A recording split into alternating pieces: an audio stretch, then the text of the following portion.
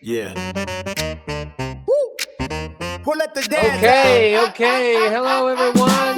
Welcome to Dads of the Bible. Shalom. I hope you are ready for the Dad Abides, the endurance dad, which is Methuselah today. All right. And again, we're very happy that everyone's here. If you're watching or if you're on the call, that's great. You can interrupt me anytime to ask this question or throw in a comment. Other than that, if you're watching, please subscribe and like the video if you like it. If you don't like it, then don't like.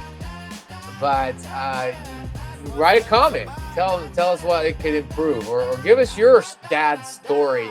Give us a dad's story, something that's interesting, or something that we can learn from, or something that happened in your life where Jesus came in and did something for you as a dad. Or write up in the comments a prayer that you need. If you're a dad struggling, if you're not with your kids, for example, if you're far away from your kids, if you've had some death in the family or some disease, if you can't deal with your wife or your partner, or if you're having struggles with their parents or your parents, anything like that, you can just write in the comments, hey man, pray for me, Josh. We need this. And we will pray for you, okay? Just put that in the comments and we'll try and catch those up. Me and the brothers that show up here. I got my brothers even that aren't dads, like Kawhi. My man here is not even a dad, but he's going to be a dad someday, so he's aspirational. And also, we're trying to work through the own kind of issues and relationship things with our own dads, if we have them or not. So it's a cool place to be, and we're excited for anybody that comes and shows up. So today, we're going to go through the endurance dad, which is the Methuselah. And nobody ever talks about Methuselah except that he's the longest living person in the world. That there behind me, by the way, I know I have a different painting, everyone. That's a famous painting of the Methuselah tree. The Methuselah tree. Why do they call it the Methuselah tree? Because it lives forever. Don't you know? And Is this a real tree? Yeah, there's a tree that's called the Methuselah tree, and it's like lives like It's a species, or yeah, is it? yeah, the species. They yeah. have them here in Austria. Oh, really? Yeah, it's a Methuselah tree. Isn't that cool? Gotta check it out. Right? It's definitely worth it. All right. So, dads of the Bible. The dad abides. That's my Big Lebowski reference. All right. Methuselah is the endurance dad. In 969 years. Would you like to live that long, Kawhi? I do. I think I do. Yeah? I'm curious. I want to see it all. I want to see it all. But wouldn't that be like boring? We'll probably be quite tired and boring, yeah. But it depends. Depends if. What do you mean? Depends if you're other people who are as excited to see the changes. I mean, like now, for example, I would really want to see where AI takes us, down the line, or where robotics takes us down the line. Yeah, well, let's see. I mean, it's going to be interesting. You're definitely going to see where that takes us, because it's happening right now. Yeah. So, yeah, today is Dads of the Bible, the endurance dad, the dad that lived for a long time, buddy. Not flashy, not famous for dramatic acts, just shows up. This dad keeps going for 969 years. Every single day. How does he do it? He's not living in a world of instant results, quick fixes, hack your way to success, get rich quick, 6-pack in 6 weeks, crypto, get rich tomorrow with a 100x investment. Today, Genesis 5:25 through 27 is the man who lived longest. We're going to discuss the Jewish tradition around the Methuselah, which means 230 parables. And then we're going to look at the hard question of longevity and what it requires: diet, exercise, low stress, contribution to society, and patience. And this is the dad whose very life was mercy. When he dies, it comes. What do you think that means? What's it? You mentioned the flood, right? The flood, yeah, exactly. And so he died the year of the flood, according to Jewish tradition, and which is in the Bible. When Methuselah lived at 187 years, he became the father of Lamech. Would you read that for me? Thank you. The scripture. When Methuselah had lived 187 years, he became the father of Lamech. After he became the father of Lamech, Methuselah lived 782 years and had other sons and daughters. Altogether, Methuselah lived a total of 969 years. And then he died. Right. So endurance versus instant results culture, right? Now, one of the things that's very interesting is that he lived during the time. I don't know what happened to my cursor. He lived during the time of Adam and Noah. That's how long he lived. Isn't it interesting? So the traditional meaning, Matayim Shloshim. 230 parables. So Matayim Shloshim is the word 230. And the prophecy name is what we think of that when Enoch named it. So who knows? Maybe he was just to change his name. Who knows? But what's interesting is that Enoch walked with God and then was taken after 300 years. What dad skill do you think Enoch taught his son Methuselah? Obviously, walking with God, right? Enoch walked with God, was taken by God, and then Methuselah lives 969 years, so he was clearly getting his exercise, his spiritual exercise, and his physical exercise, probably to live that long. So, very excited to discuss that about that. So what else did he teach? What else did Enoch teach? What we learned last week is that Enoch taught through story, right? And so I'm sure that Methuselah carried on the teaching through stories and parables. 230 parables are attributed in the Jewish tradition to Methuselah. And let's look at some of these very interesting parables, because you know what? I think that's cool, interesting stuff. A few facts about Methuselah. He was a student of Adam.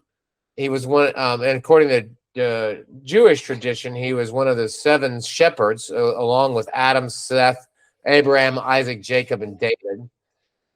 So he overlapped with Adam for 243 years. He was teacher of 230 parables, as I mentioned, and he was a righteous reformer, tried to correct wicked generation, and partnered with Noah, interestingly enough. So this is a really interesting guy, and he was a righteous guy, and he obviously endured, and we'll see something very interesting about God's decision about the flood related to Methuselah in a minute. But before we get to that, let's take a look at a few of his parables from the Jewish tradition.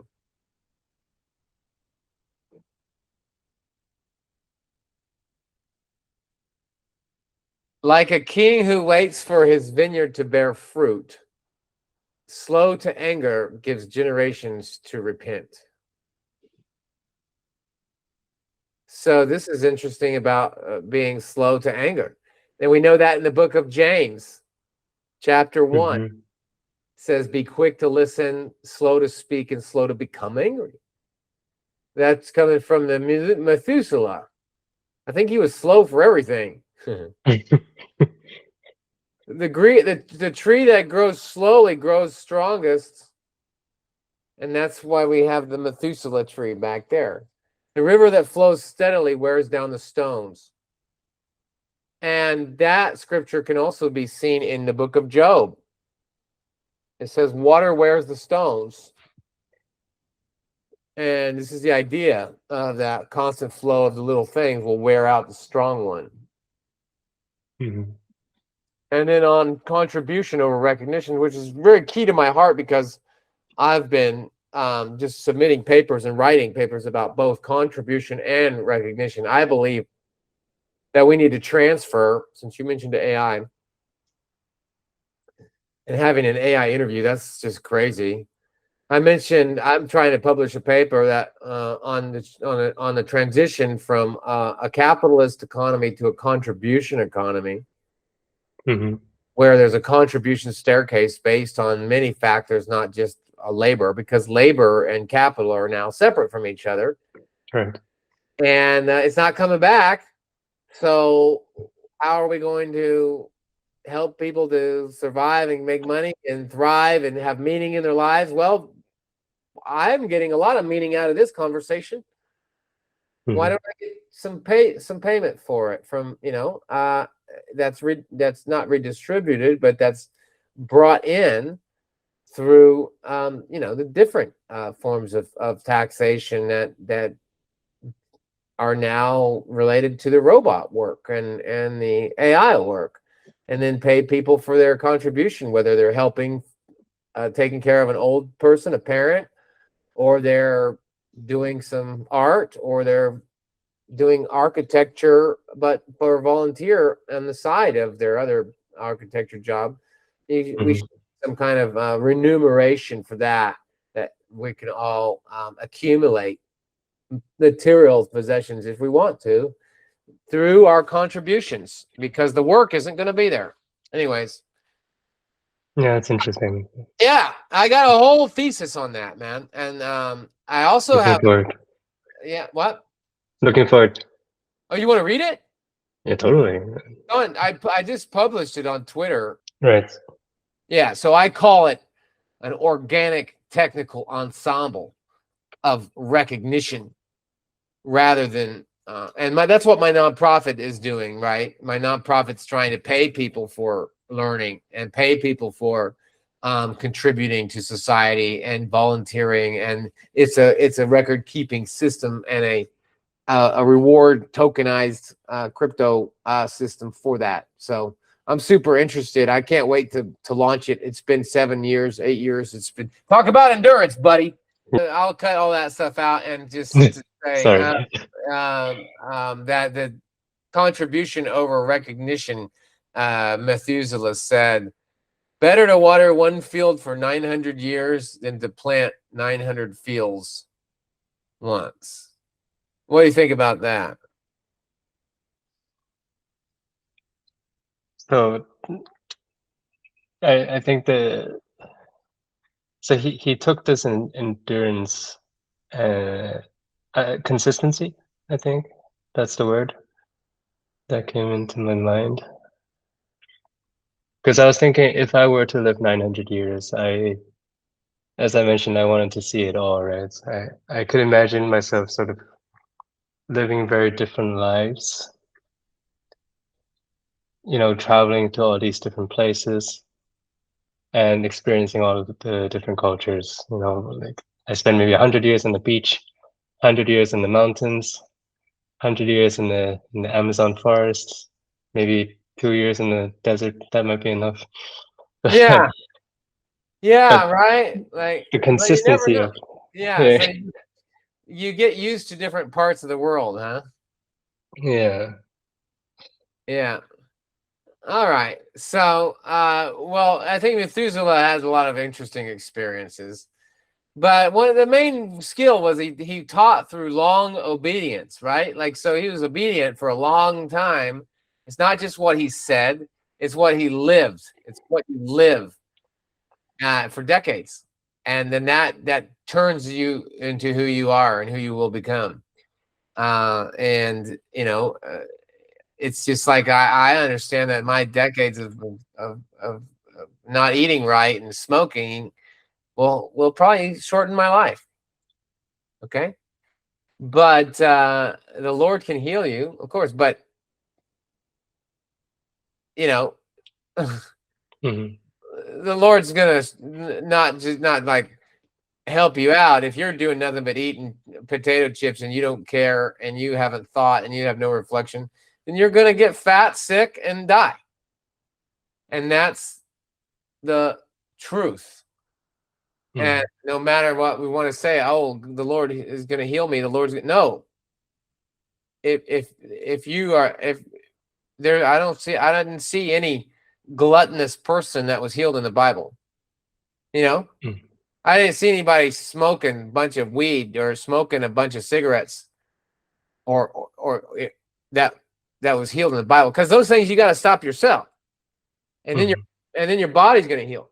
You know, it said in the Bible, I am the healer, and healer, heal thyself, it said.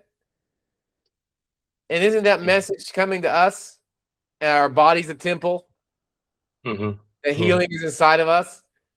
I just fasted for 3 days. That's a form of healing. It's hard.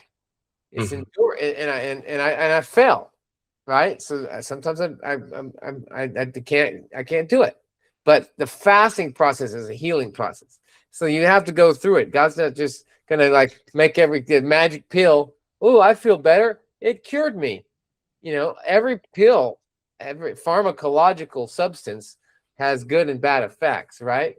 The healing of the Lord is the healing of the Lord, you know. But if he heals you, boom, once he heals you in from the inside, that's when you want to come out and you want to live longer. That's when you want to stop drinking and stop smoking. That's when you want to say, hey, I'm clean now and I'm happy to live, and you're going to live longer. That's when you breathe deeper, you know. That's when you lower your stress. Right? And that's what makes you live longer. We're going to get to that in a second. So Methuselah, here's the big insight today. One of the big insights, besides Methuselah's longevity plan, which we'll get to in a minute. But Methuselah actually, God delayed the flood until Methuselah died. In the Talmud, in the Sanhedrin 108b, I think it says, let me see, 108b, the flood would not descend as long as Methuselah lived, it says. God honored his righteousness. His very life was mercy to the world. Every year he lived was another year of grace. And so the 7 days, it says in Genesis 7:4, 7 days from now I will send rain. And the Jewish tradition suggests that these were the 7 days of mourning, or what they call Shiva, for Methuselah. God delayed the judgment to honor Methuselah. Let's take a look at this pattern here. Methuselah was born by the prophecy from Enoch, the prophet dad. When he dies, judgment comes. God extended his life 969 years. Methuselah died in the flood comes 7 days later. Okay. One righteous man's life held back judgment. Catch that? It wasn't through his power, but through God's mercy. God honored his faithfulness by extending his patience with the world that had become terrible. Your faithfulness matters beyond your family. Your life might be holding back judgment in your community. Your presence might be God's mercy to others. So don't just wait for Grandpa to die so you can get his stuff. His faithfulness, his mercy, his presence actually might be mercy to you while he's still around. Oh, Grandpa. Live long, live righteous, speak God's mercy to your generation.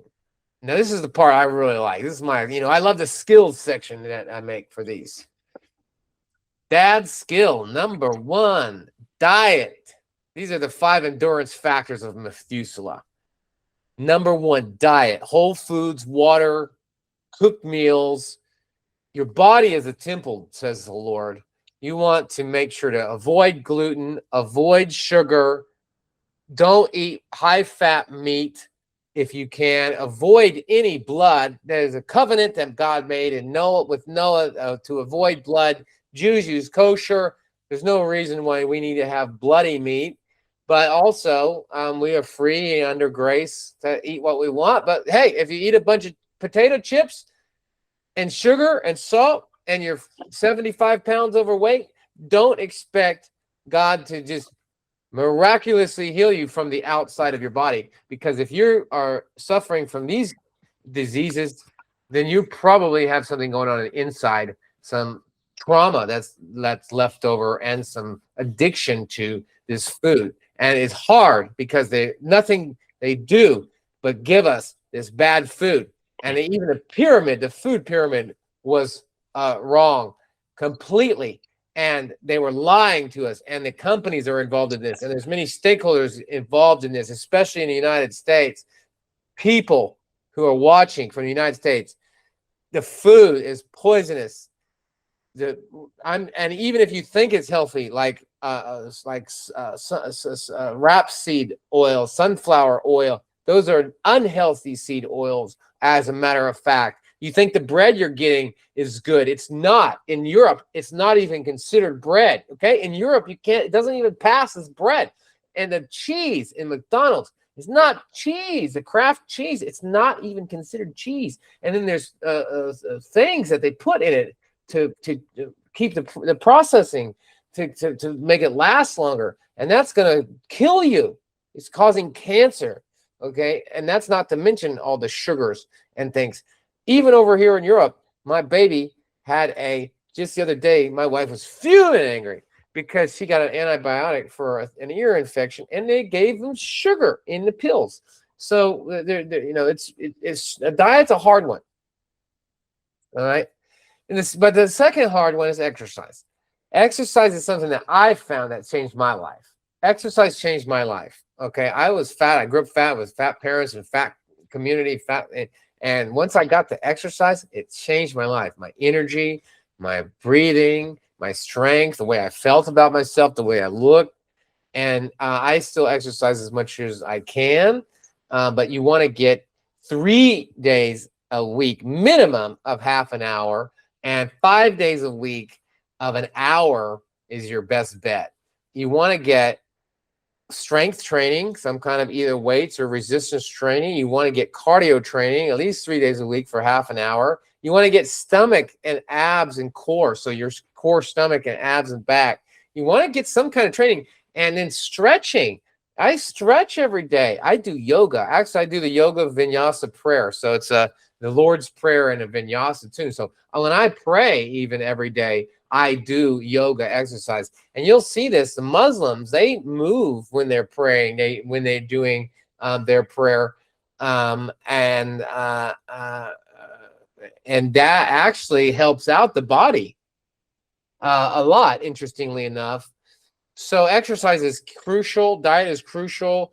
Exercise is also important because the lungs and the breathing and then the heartbeat. You want to have some high heartbeat at least once a week of intense exercise. So it's a good sweat at least once or twice a week. Yeah, that's real. And it makes your life great now, and it makes your life longer. So both, nothing but positive things. And then the exercise also lowers the anger, lowers any stress. It gets to alleviate stress. And living a low-stress life, that's helped me out tremendously. And everybody that I know that lives a low-stress life, they all say the same thing. It's going to just help you last longer. And why stress? Jesus said, hey, look at the birds of the field. They get fed. They're not worried about where they go one day to the next. Who cares? Live your life happy and don't stress out about stuff. Don't get caught up, and especially in your ego. Have peace with God. Clear your conscience. Shalom. I say that at the beginning of this thing. Then another thing that they found is contribution. And so contribution is key because contribution is the purpose beyond yourself. What Viktor Frankl in this paper I told you about called self-transcendence. All right, self-transcendence is actually the top rung on the Maslow's hierarchy. You've heard of Maslow's hierarchy of needs. It starts out with survival. You need to survive before you can do anything else. Then belonging. You need to belong to some group. And then self-esteem. And then self-actualization. And self-actualization, what people thought is the highest point, is actually not the highest point. The highest point Maslow added was self-transcendence. And that's when you are fully into living a life of giving and contribution to society, contribution to your family, contribution to others. And that's that giving self. Okay. And that's the highest point of achievement, and to teach, to serve, and to build for others. And so that also makes you live longer, because it gives your life meaning, it gives your life purpose, it gives your life value. Whereas what they're trying to do now with alienation is alienate us with AI, alienate us from our brothers, capitalism through capital, alienate us from other people, alienate us from our work through AI, through automation, through giving us meaningless, through creating meaningless activities and work, i.e. influencers and these kind of things. Although some influencers are great, I'm trying to be one. As a matter of fact, through this Dads of the Bible, I hope to influence some guys to listen actually to what I say and what the Bible says and what the experts say. And I love that there's so many people online giving contributions, because I've learned a lot myself. But there's a lot of people that are contributing, and there's a lot of people not contributing, and they live a meaningless life, really. And then the last one is patience. That's a tough one for anybody. Long obedience in the same direction, not moments, not a day, but decades, and I've been patient as well. And I'm going to be more patient as a dad, just being here for my daughter, and just being, just waiting on the Lord, because the Lord has a perfect timing for your life. And but it's more important to be patient and to understand God's timing than it is to be stressful. It's like an opposite zone. So we have the 5 endurance factors. We have diet, exercise, low stress, contribution, and patience. All of those things Methuselah endorsed and also lived and modeled for his kids. And he ended up living 969 years. All right, so those are the really cool ones. Now, in the sense of contribution and recognition, 2 things that I discussed, and again, I've published on these 2 topics as well. This is a big difference here. Social media is great with recognition, but it doesn't do a good job. It corrupts motivation, and it corrupts verification, and it also lies about contribution, right? So you can lie on social media, and you don't need to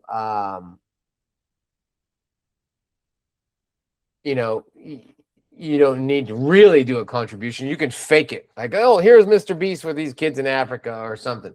And so that's not necessarily a real contribution, but you're getting recognition for something you didn't do. And that's a big danger, right? And that's where social media is a big problem, because social media has all these factors of recognition: viral success, big moments, everyone knows your name, grand gestures. But contribution is more subtle, more consistent, always giving a purpose. Daily faithfulness, quiet service. We talked about that dad, the unknown dad, a few weeks ago. That's the service dad. Your kids know your heart, and decades of showing up. Nobody knows who Methuselah was. I mean, they just named a tree after him. That's about it. But he said he had, probably dozens and dozens of kids. And guess what? It was his line of faithfulness over the years that ended up saving the world through his grandson Noah. So here we have. So in relation to his contribution, he taught 230 parables. He tried to reform a wicked generation. He raised a righteous son, which is Lamech. He influenced his grandson Noah, and his life delayed the judgment. You can't get anything wrong with that. So here's an interesting study, though, about contribution, is that a Harvard study of adult development showed that the longest living people have purpose beyond themselves, contribute to community, maintain relationships, and keep learning and keep teaching. Right? So this is the kind of contribution that longevity creates, or that creates longevity. And then there's the Japanese concept. I don't know if you're aware of it, but it's called ikigai. And ikigai is translated a reason for being. And in French, it's raison d'être. What's my reason to be here? And ikigai is a cool chart where you have 4 quadrants, and one is what you love, what's your passion, what do you love to do. Another one, and the other one's what the world needs. And the third one is what you're good at. And the fourth one is what you can be valued for. So who's going to pay you for that, right? And so you find that middle ground between your passion, what the world needs, what you love, and what you can be paid for. And that's a process that all of us are going through right now. And this is something that I'm doing right now. And this is kind of my ikigai. And I'm still waiting on the value, but ikigai is a good one. And if you need help with that, just again, we could go through that in more detail, but we're going to focus on the Bible here.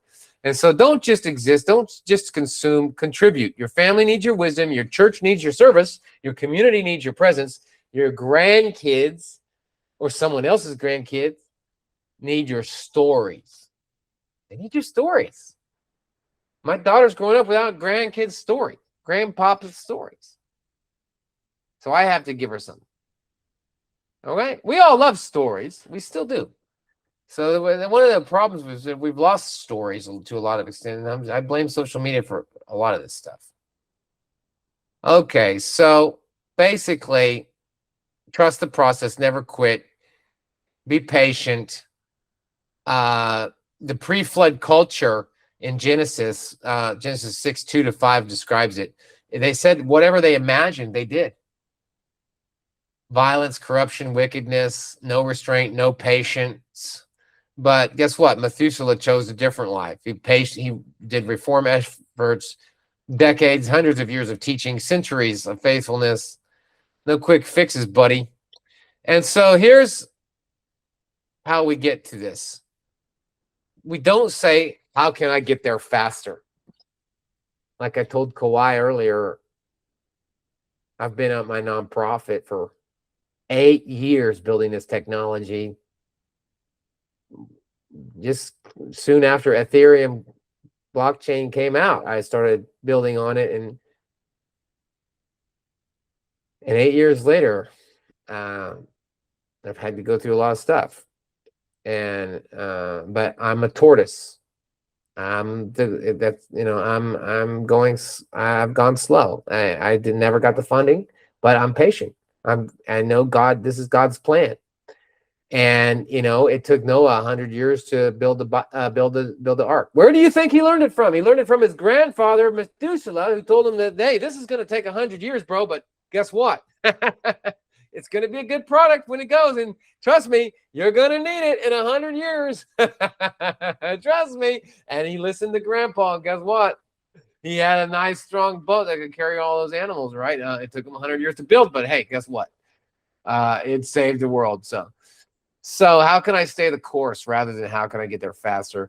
Don't say, well, what's the shortcut? What's the easy way around? That's what AI is doing a lot. Well, AI will fix it for me. No. Don't say that. What's the shortcut? What's sustainable for decades? What's going to last? That's what you ask. And then not, how do I maximize this year and make my goal this year and cut down things like that? What is my 10-year goal? What's my life goal? What's my 30-year goal? What do I want myself to be? If I look at myself in 10 years, what do I want myself to look like? 10 years. Don't say 2 years, 1 year. Oh, I want to, that's because you can only do so much. What's my big long-term goal, man? And be bold about it. Be huge. So just some interesting data. Adam, 243 years with Adam, 365 years with Enoch, his dad. Lamech, he lived 782 years with Lamech. And 600 years with Noah. And 7 days of mourning. This is from the Jewish tradition here. And I loved it, really. Wait, where is it? Then I love the Endurance Dad's toolkit. Wait. All right. And so basically, God honored his righteousness, his faithfulness. One righteous man's life held back judgment, not through his power, but through God's mercy. God honored his faithfulness by extending patience. And so your faithfulness matters beyond your family. Your life might be holding back judgment in your community. Your presence might be God's mercy to others. I know I said that at the beginning, but I wanted to repeat it here at the end because that's such truth. And I think that we need to know. So I'm going to go ahead and just give you a summary now of my of the 5 skills that we mentioned, because it is very important. Yeah, and these are teaching through long obedience. Okay, you got to live for decades. Live long, live righteous. Play the long game, thank in generations, and endure to the end. And the real endurance is the person who's patient, who's kind, who's long-suffering. It says in the New Testament, long-suffering is one of the fruits of the Spirit, interestingly. And so Methuselah showed that. But there's basically the Endurance Dad's toolkit exists of your diet. Gotta get your diet right. Exercise.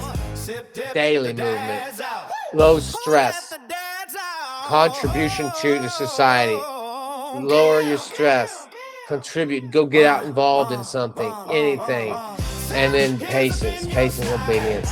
Thank you very much for this week, everybody. I hope you have a wonderful rest of this week and rest of this time. I hope you got something out of Dads of the Bible about Methuselah. Next week we're going to look at the 2 Lamechs, the one that went wrong and the one that went right, and learn about that aspect. Thank you very much. I'm going to get to the Dad's chat now, and we're going to discuss some cool stuff. All right, thank you very much, everybody. Have a good week.